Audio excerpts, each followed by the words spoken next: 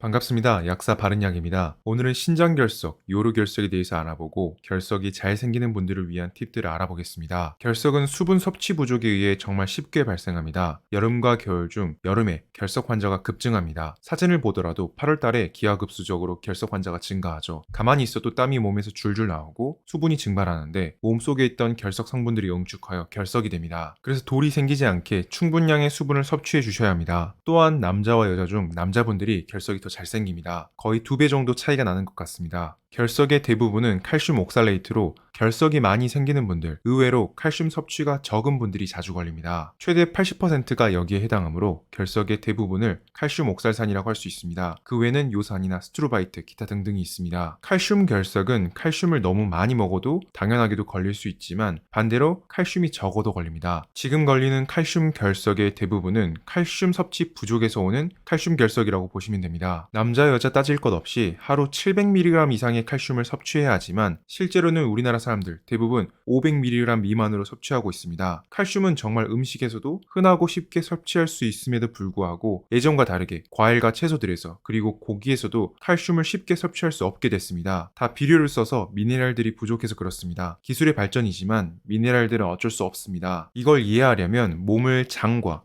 혈액 이렇게 나눠서 보면 편합니다. 우리가 음식을 먹으면 입으로 들어오고 식도, 위장, 그리고 십이지장, 마지막 변으로 이뤄지는 대장, 이걸 하나의 관으로 보시면 편합니다. 그리고 여기에서 우리 혈액으로 영양분이 흡수가 되는 거죠. 우리 몸에서 칼슘을 가장 많이 저장하고 있는 곳은 뼈입니다. 자세하게 보면 뼈하고 치아죠. 칼슘은 뼈를 지탱하는 것 말고 우리 몸에서 미네랄 균형을 유지하는데 굉장히 중요한 미네랄입니다. 특히 근육 움직임에 칼슘이 많이 사용됩니다. 큰 덩어리의 칼슘이 아니라 아주 작게 이온화된 칼슘들이 말이죠. 그래서 우리 혈액 속에는 덩어리 칼슘이 아니라 잘게 쪼개진 이온화된 칼슘이 필요하며 일정량이 녹아 있습니다. 많이 있으면 동맥경화를 일으키지만요. 원래 칼슘은 우리 음식에 굉장히 많이 들어가 있습니다. 제가 자주 먹는 아몬드 브리즈를 봐도 1회 권장량 230mg에 굉장히 많은 칼슘이 들어가 있습니다. 음식으로 생각보다 채우기 쉬운 게 칼슘입니다. 문제는 요즘 식단에서는 많이 섭취하기 어렵다는 겁니다. 칼슘이 생각보다 부족해지기 시작했습니다. 그래서 원래는 칼슘을 섭취하고 대부분 버리고 조금만 흡수해서 혈액에서 사용하고 남은 건 뼈에다 저장하고 이게 일반적인 순환이었습니다. 근데 칼슘 섭취가 부족해지니 소모성 칼슘, 즉 혈액에서 써야 할 칼슘이 부족한 상황이 발생합니다. 그러면 몸은 움직여야 하고 유지해야 하니 뼈에 있는 칼슘을 꺼냈습니다. 뼈는 칼슘이 부족해지고 혈액에는 칼슘이 녹아나옵니다. 이 상황에서 어느 정도 칼슘이 들어가 있는 식단을 먹게 되면 몸에서는 칼슘이 부족하니 장에서 칼슘을 흡수하려고 하고 뼈에서는 칼슘을 녹여냅니다. 몸은 기계와 같이 착착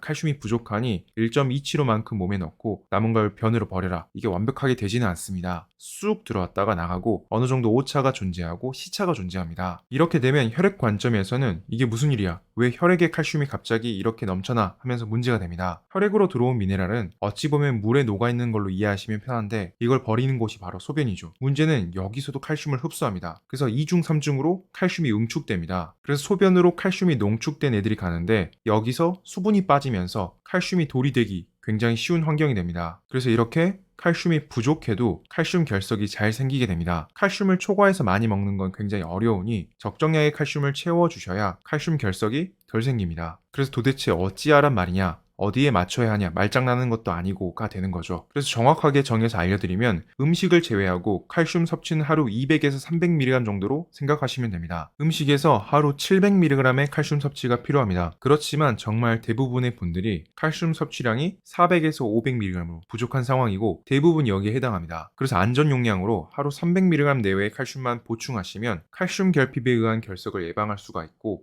터무니없는 양의 칼슘을 섭취하지 않음으로써 결석이 생기는 걸 막을 수가 있습니다. 그래서 칼슘이 정말 부족한 분들에게 이런 칼슘제를 쓸 수는 있지만 과잉에 해당하고 특히 이렇게 700mg 이상 완전 고함량으로 아주 잘 챙겨 드시는 분들은 결석이 매우 쉽게 생길 수 있으니 이런 칼슘 보충제는 드시지 않으셔야 합니다. 결석의 대부분은 칼슘 옥살레이트입니다. 칼슘은 알겠는데 옥살산이 뭔지 감이 안 오실 텐데 채소류에 많이 들어가 있는 유기산이라고 생각하시면 됩니다. 최악은 시금치인데 결석 제조기라고 보면 됩니다. 커피의 경우 옥살산이 많은가 적은가로 말을 많지만 옥살산의 관점으로 보면 애매하지만 수분의 관점에서 카페인은 이뇨작용이 아주 탁월한 붓기를 빼주는 작용으로 좋지만 말씀드린 대로 물이 빠져나가 혼자만 몸속을 여름으로 만드는 거랑 같기에 물을 아무리 먹어도 바깥으로 버리면 결석이 잘 생길 수밖에 없습니다. 그래서 커피를 드실 거면 디카페인 쪽으로 드신다면 그래도 괜찮습니다. 그 다음으로 결석이 잘 생기는 분들은 산도가 있는 음식을 자주 드시는 게 좋습니다. 가장 좋은 건 구연산인데 요즘 유명한 애플사이다 비네가를 드시는 것도 굉장히 좋습니다. 위장만 괜찮으시면 정말 강력하게 추천드릴 수 있습니다. 애플사이다 비네거는 혈당에도 좋은 영향을 주고 고지혈증에도 좋은 영향을 줍니다. 그래서 혈액순환이 더 잘 되게 하고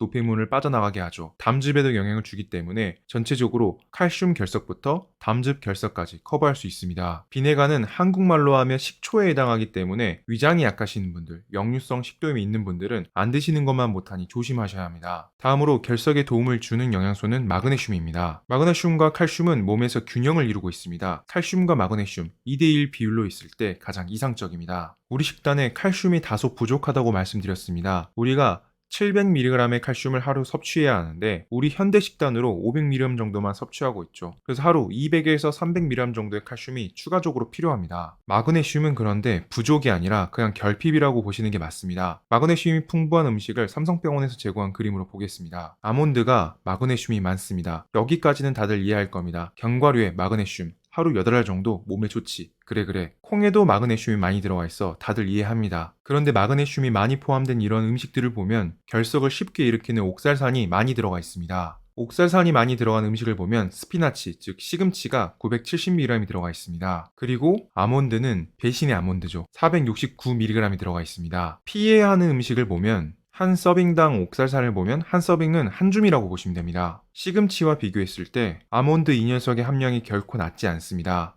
아몬드를 짜낸 아몬드 브리즈를 보면 이제 모든 걸 이해할 수 있는데 칼슘 관점에서 정말 아몬드는 합격. 신장 결석이 안 생기는 분들은 칼슘 보충제로 아몬드 브리즈는 정말 좋습니다. 이상적인 용량을 먹을 수 있습니다. 230mg이 들어가 있으니까요. 마그네슘이 많다고 알려진 아몬드에 마그네슘 13mg. 이게 음식에서 섭취할 수 있는 마그네슘의 현실입니다. 음식으로 마그네슘을 섭취하기가 너무 힘듭니다. 아마 이번 달 내로 광고를 하나 진행할 것 같은데요. 종합 비타민 골고루에 마그네슘 강화 비타민을 광고하게 될 것 같습니다. 어쨌든 마그네슘이 풍부한 음식의 현실이 이렇습니다. 마그네슘의 권장 섭취량, 즉 이 정도는 매일 먹어줘야 문제가 없다는 양이 남자는 400mg에 가깝고 여자는 300에 가깝습니다. 300mg을 일단 넘기는 게 좋고 적극적으로는 하루 600mg까지도 가능합니다. 마그네슘이 많이 들어간 음식들은 많아야 60mg 정도가 들어가 있고 그래서 결석이 잘 생기는 분들은 음식으로 마그네슘을 보충하지 마시고 보충제로 마그네슘을 꼭 챙기셔야 합니다. 비타민C의 경우 요즘 이렇게 1000mg 단위로 나옵니다. 상한 섭취량은 2000mg으로 하루 2알입니다. 상한 섭취량은 부작용이나 몸에 안 좋은 작용, 위해 작용이 나타날 때를 기준으로 세우기도 하는데 비타민C는 결석이 생기는 양부터라고 보고되어 있습니다. 그래서 하루 한 알 정도의 비타민C 1000mg 이하로는 안전하게 오히려 결석을 제거하는 산성으로 작용합니다. 고용량의 비타민C가 싫으신 분들은 셀메드의 천연 비타민과 같은 저함량으로 가시던가 아니면 중성화된 버퍼드C로 가시면 더 안전하게 복용할 수 있습니다. 요류결석, 신장결석의 고통 메커니즘이 임산부가 아이를 낳을 때랑 같은 원리입니다. 그래서 출산의 고통을 간접적으로 느낄 수 있는 몇 안 되는 엄청난 질병인데요. 그만큼 아픈지라 관리하시는데 조금이라도 도움이 되셨으면 합니다. 감사합니다.